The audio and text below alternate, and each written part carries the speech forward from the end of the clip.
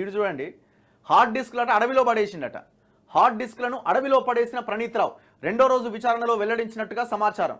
ఏ అడవిలో పడేసినవరా నాయన? ఎవరు చెప్తే పడేసినావు? ప్రణీత్ రావు విచారణ సందర్భంగా బంజారాహిల్స్ పోలీస్ స్టేషన్ గేట్లు మూసేసిన దృశ్యం.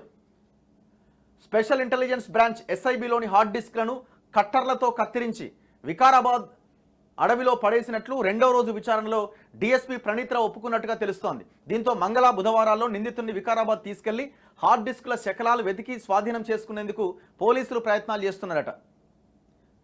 కోర్టు అనుమతితో ప్రణీత్ రావును కస్టడీలోకి తీసుకున్న పోలీసులు ఆదివారం రహస్య ప్రాంతానికి తరలించి విచారించారు. రెండో రోజైన సోమవారం బంజారాహిల్స్ పోలీస్ స్టేషన్లోనే ప్రశ్నించారు. పంజాగుట్ట పోలీసులు ఈ కేసు నమోదు చేసినప్పటికీ నిఘా విభాగంలో అనుభవం ఉండి ప్రస్తుతం పశ్చిమ మండలంలో పనిచేస్తున్న ఒక ఏసీపీ స్థాయి అధికారితో పాటు మరో ఇద్దరితో కూడిన ప్రత్యేక బృందం ఆధ్వర్యంలో విచారణ జరుగుతోంది. ఈ కేసు సంచలనం సృష్టిస్తున్న నేపథ్యంలో ముందు జాగ్రత్తగా బంజారాహిల్స్ పోలీస్ స్టేషన్ వద్ద కట్టుదిట్టమైన బందోబస్తు ఏర్పాటు చేశారు. గేట్లు మూసేసి ఫిర్యాదుదారులను మినహా ఇతరులను లోనికి అనుమతించలేదు. మధ్యాహ్న భోజన విరామం మినహా ఉదయం 11 నుంచి సాయంత్రం 5 గంటల వరకు విచారణ కొనసాగింది. నిఘా సమాచారం ధ్వంసంపైన విచారణాధికారులు ఎక్కువ ప్రశ్నలు అడిగినట్టుగా తెలుస్తోంది. అసలు సమాచారాన్ని తుడిపేయాల్సిన అవసరం ఏమొచ్చింది, ప్రత్యేకంగా కొన్ని హార్డ్ డిస్క్లను ఎందుకు ధ్వంసం చేశారు అని అడిగినట్టు సమాచారం. ప్రణీత్తో కలిసి ఎస్ఐబిలో పనిచేసి ప్రస్తుతం నల్గొండ జిల్లాలో సీఐగా ఉన్న మరో అధికారిని పోలీసులు సోమవారం పిలిపించారు.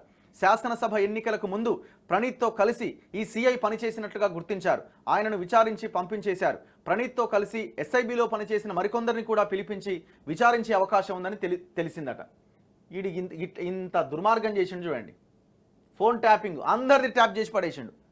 ఇలా ఎర్రబెల్ దయాకర్ రావు, కేసీఆర్, సంతోష్ రావు, వాడు ఎస్ఐబిలో ఉన్న ప్రభాకర్ రావు రిటైర్డ్ ఆఫీసర్, ఈ బ్యాచ్ అంత ఉన్నది అందులో. చివరికి సొంత కుటుంబ సభ్యుల ఫోన్లు కూడా ట్యాప్ చేసుకున్నారు.